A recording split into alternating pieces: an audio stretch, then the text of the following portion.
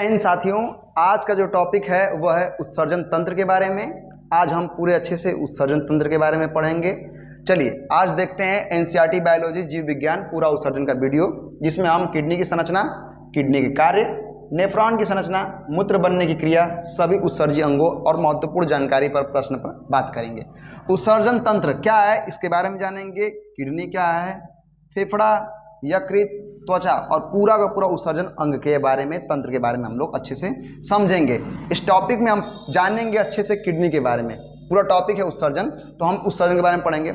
चलिए उत्सर्जन के बारे में सिंपल समझते हैं, आगे देखते हैं। ये रहा किडनी, और हम इसी किडनी के बारे में आज अच्छे से जानकारी हासिल करेंगे कि आखिर में किडनी क्या है, इसकी प्रक्रिया कैसे है, और ये सेम जैसे जो संरचना दिख रही है इसके बारे में जानेंगे। इसकी आंतरिक संरचना के बारे में अच्छे से जानेंगे।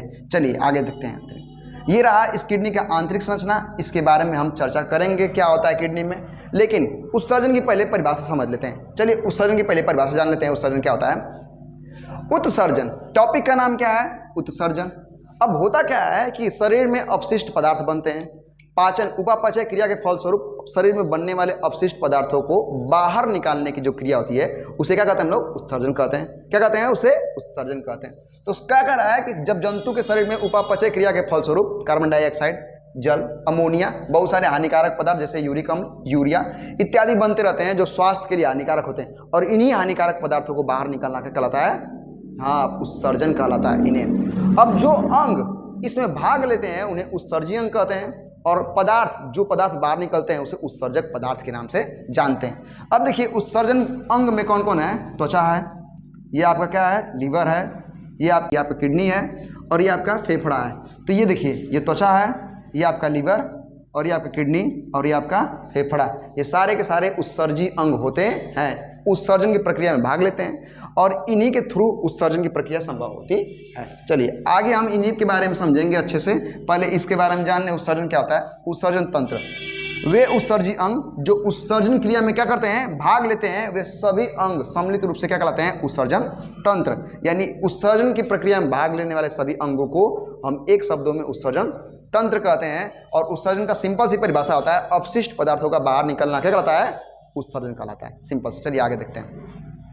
देखिए अपशिष्ट पदार्थ में कौन कौन से अपशिष्ट पदार्थ हैं, या उत्सर्जी पदार्थ में कौन कौन से हैं। कार्बन डाइऑक्साइड, पसीना, यूरिया, एसिड, अमोनिया और मूत्र। ये जितने पदार्थ हैं ये सब क्या है, अपशिष्ट पदार्थ हैं। ये नाइट्रोजन युक्त होते हैं। और क्या होता है, ये पसीना और ये कार्बन डाइऑक्साइड, इन सब का बाहर निकलना ही क्या होता है, उत्सर्जन होता है। अपशिष्ट पदार्थों का सिंपल सा बाहर निकलना। अच्छे से हम इनके बारे में समझते जाएंगे और देखते जाएंगे। चलिए आगे देखा है उत्सर्जी अंग। उत्सर्जी अंग में पहला कौन सा है, किडनी, दूसरा है आपका फेफड़ा, तीसरा आपका यकृत, आप देख रहे होंगे, और ये आपका त्वचा। क्या है ये किडनी, ये मुख्य उत्सर्जी अंगों में है। ये क्या आपका मुख्य उत्सर्जी अंग है, उत्सर्जी अंग है। और ये क्या है, फेफड़ा है।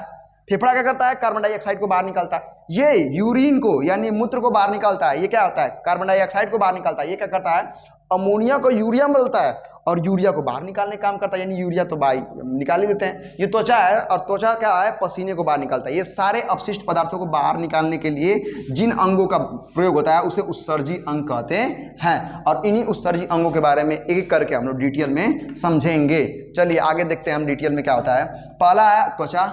त्वचा क्या होता है, कह रहा है कि यह शरीर में अतिरिक्त लवण और पानी की मात्रा को बाहर निकाल देता है, जिसका कोई यूज नहीं होता है उसको बाहर निकाल देता है। ये श्वेत ग्रंथि, इसमें त्वचा में क्या होता है, श्वेत ग्रंथि होती है और एक तैलीय ग्रंथि होती है। जो श्वेत ग्रंथि यानी स्वीट ग्लैंड होता है वो पसीना निकालता है, और तैलीय ग्रंथि होता है वो तेल, सीबम, देखा ना नाप पर चिपचिपा पदार्थ होता है वो तैलीय पदार्थ। और पसीना, देखिए पसीना हुआ है तो ये पसीना कहाँ से निकल रहा है, तो ये क्या होता है आपका श्वेत ग्रंथियों से पसीना निकलता है, और तैलीय ग्रंथियों से यानी तेल, सीबम नामक पदार्थ आपका चिपचिपा पदार्थ बाहर निकलता है। और ये त्वचा है, त्वचा एक उत्सर्जी अंग है। हम इसी के बारे में समझेंगे अच्छे से। चलिए अब आगे देखते रहते हैं। आगे अगला है फेफड़ा। दिख रहा है आपको फेफड़ा, ये फेफड़ा क्या है आपका, ये भी उत्सर्जी अंग में आता है। तो कहता है ये कार्बन डाइऑक्साइड एवं जलवाष्प का उत्सर्जन करता है। किसका उत्सर्जन करता है, कार्बन डाइऑक्साइड एवं जलवाष्प का उत्सर्जन कौन करता है, फेफड़ा करता है। फेफड़ा में क्या होता है, फेफड़ा में क्या रहा है, ये जलवाष्प के रूप में फेफड़ा लहसुन, प्याज इत्यादि कुल मसालों में पाए जाने वाले जलवाष्प के घटक को शरीर से बाहर निकालता है। अगर जो मसाले में अपशिष्ट पदार्थ या घटक पाए जाते हैं या वाष्पशील पदार्थ पाए जाते हैं, इन सबको बाहर निकालने का काम कौन करता है, फेफड़ा करता है। तो फेफड़ा भी एक उत्सर्जीय अंग है। इसका बताता है लीवर, यकृत। आगे देखिए लीवर क्या है, यह विषैले पदार्थ अमोनिया को किसमें बदलता है, यूरिया में। याद रखिएगा जो यकृत होता है हमारे शरीर में बनने वाले अमोनिया को फटाक से यूरिया में बदल देता है। अमोनिया बड़ी हानिकारक होता है, ठीक है। अगर हम किसी दीवार पर लगातार या किसी जगह पर लगातार टॉयलेट करते हैं लगातार कई दिनों तक, तो खराब, आप देखेंगे वहां बहुत दुर्गंध आती है। जो दुर्गंध आ रही है ना वो अमोनिया की है। हमारा शरीर क्या करता है, उस अमोनिया को किस में बदलता है, यूरिया में। और फिर वो बाहर यूरिया निकल के फिर किस में बदल जाता है, अमोनिया में बदल जाता है। लेकिन यकृत क्या करता है, अमोनिया को यूरिया में बदल देता है। और यह रक्त परिसंचरण के दौरान बनने वाली अपशिष्ट बिलिरुबिन का भी उत्सर्जन करता है। अपशिष्ट पदार्थ है बिलिरुबिन, इसका भी उत्सर्जन कौन करता है, तो यकृत ही करता है। यकृत का मुख्य कार्य आपने जान लिया। आगे चलिए, अगला है किडनी। अगला क्या है, किडनी। किडनी मुख्य उत्सर्जीय अंग है। किडनी क्या है, मुख्य उत्सर्जीय अंग है जो नाइट्रोजन युक्त विषैले पदार्थों का उत्सर्जन करता है। क्या करता है, नाइट्रोजन युक्त विषैले पदार्थों का उत्सर्जन कौन करता है, किडनी करता है। किडनी का मुख्य रूप से देखिए रक्त का फिल्टर करना होता है। मुख्य काम क्या होता है, रक्त का फिल्टर करना होता है। उधर गुहा के पीछे ये कशेरुकी दंड में दो बीज के, सेम के बीज की संरचना की तरह होते हैं। सेम के बीज की संरचना की तरह होते हैं। देखिए आपको दिखा है, ये देखिए सेम के बीज की संरचना की तरह होते हैं, ठीक है। इनमें इनके चारों तरफ पेरिटोनियम नाम की एक झिल्ली पाई जाती है। क्या होता है, इनके चारों तरफ पेरिटोनियम नाम की क्या होती है, एक झिल्ली होती है। तो इनके चारों तरफ पेरिटोनियम नाम की एक झिल्ली होती है। इनका वजन लगभग 140 से 180 ग्राम का होता है। और ये संख्या में क्या होते हैं, दो होते हैं, एक दाईं और एक बाईं ओर होता है। और ये बीज के, सेम के बीज के आकार की तरह होते हैं। इनका मुख्य काम क्या होता है, रक्त को फिल्टर करना और हानिकारक पदार्थों को क्या करना, शरीर से बाहर निकालने का काम होता है। आगे आगे देखिए, अगला है किडनी के बारे में। किडनी के दो भाग होते हैं। कितने भाग होते हैं किडनी के, दो। एक आंतरिक भाग होता है यानी मध्य वाला भाग जिसे हम मेड्यूला कहते हैं, मेड्यूला। और एक जो बाहरी भाग होता है और इसी बाहरी भाग को हम कॉर्टेक्स कहते हैं। तो आंतरिक भाग को मेड्यूला कहते हैं और बाहरी भाग को कॉर्टेक्स। तो इसके दो भाग होते हैं, एक होता है कॉर्टेक्स, वृक्क की बाहरी भाग को या किडनी की बाहरी संरचना को कॉर्टेक्स कहते हैं, और मेड्यूला आंतरिक संरचना क्या कहते हैं, मेड्यूला कहते हैं। जो किडनी होती है वो क्रियात्मक और संरचनात्मक इकाई को नेफ्रॉन के नाम से जानते हैं। हमारे शरीर में 12 यानी एक किडनी में 10 से 12 लाख सूक्ष्म कुंडली नुमा जो संरचना होता है, जो नलिका होता है, इसी को नेफ्रॉन कहते हैं, इसी को नेफ्रॉन पाया जाता है। अब क्या होता है किडनी के अध्ययन, भाई सबका एक अध्ययन होता है, तो किडनी के अध्ययन को नेफ्रोलॉजी कहते हैं। क्या कहते हैं किडनी के अध्ययन को, नेफ्रोलॉजी। तो शॉर्ट भाषा में किडनी के अध्ययन को हम लोग नेफ्रोलॉजी के नाम से जानते हैं। तो किडनी के अध्ययन को क्या कहते हैं, नेफ्रोलॉजी। और किडनी की कितनी संरचना आते हैं, दो भाग होते हैं, एक होता है बाह्य और एक होता है आंतरिक। बाह्य संरचना को क्या कहते हैं, कार्टेक्स, और आंतरिक संरचना को मेडुला के नाम से जाना जाता है। चलिए आगे आगे देखते हैं हम लोग इसके बारे में। चलिए बोमेन संपुट। बोमेन संपुट या बोमेन संपुट क्या होता है, तो ये क्या है, करा बोमेन संपुट नेफ्रॉन में प्यालीनुमा संरचना पाया जाता है और इसी में छन के आने वाले अवशिष्ट पदार्थ इकट्ठा होते हैं। क्या होता है, कोशिका गुच्छाएं में छना हुआ पदार्थ बोमेन संपुट में इकट्ठा होता है। याद रखिए मूत्र बनने की प्रक्रिया यहीं से शुरू होती है। क्या होता है, हमारे शरीर में विभिन्न प्रकार के अपशिष्ट पदार्थ जैसे यूरिक अम्ल, यूरिया, अमोनिया, ऐसे बहुत सारे पदार्थ होते हैं जो छन कर कहाँ आते हैं, बोमेन संपुट पर। बोमेन संपुट की दीवार बहुत पतली होती है और छन कर यहीं पहुंच जाते हैं। यह प्रक्रिया पुनः अवशोषण की होती है। पुनः अवशोषण में क्या होता है, जो काम वाली चीज होती है उनका पुनः अवशोषण कर देता है और जो बिना काम वाली होती है, जो हानिकारक होती है, वो यहीं पर आ जाती है। फिर ये क्या होता है, ये मूत्र वाहिकाओं द्वारा मूत्राशय में जाके इकट्ठा हो जाती हैं और उसे बाद में उत्सर्जन तंत्र यानी उत्सर्जन की प्रक्रिया के फलस्वरूप बाहर निकाल दिया जाता है। तो ये देखिए प्यालीनुमा संरचना, इसे बोमेन संपुट कहते हैं या बोमन संपुट के नाम से जानते हैं, प्यालीनुमा संरचना। चलिए आगे देखते हैं, हेलेन लूप। हेनले लूप क्या होता है भाई, देखिए Henle loop. Henle loop you आकार का होता है।